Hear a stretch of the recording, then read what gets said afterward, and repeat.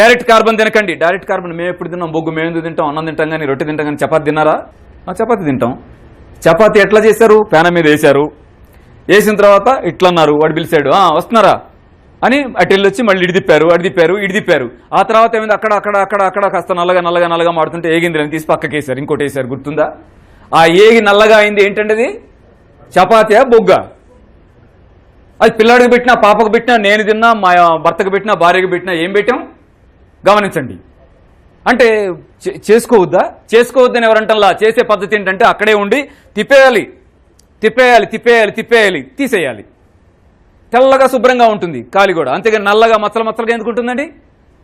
మనకు అక్కడ ఓపికగా నిలబడాలంతే. చేసినంతసేపు నిలబడాలి, తిప్పేస్తూ ఉండాలి. శుభ్రంగా ఉంటుంది. ఇంటికి వెళ్ళి చేసి చూడండి కావాలంటే. అంతెందుకండి, వీళ్ళు ఎవరు రోడ్డు పక్కన పెడతారు చూడండి, వాళ్ళు పుల్కాలు అమ్ముతారు.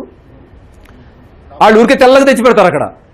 మనకు ఆశ్చర్యం వేస్తుంది, ఎట్ట చేసాడరా ఇది అని. ఏం చేస్తాడు? తిప్పేస్తుంటాడు అంతే. ఇట్లా అంటాడు, తీస్తాడు, ఇక్కడ పెడతాడు. అది పద్ధతి. మనం వేయడమును, మాడిన దాకా చూడడమును, పెద్దగా మాడలేదులే, ఏం కాదులేరా, తినరా అంటాం.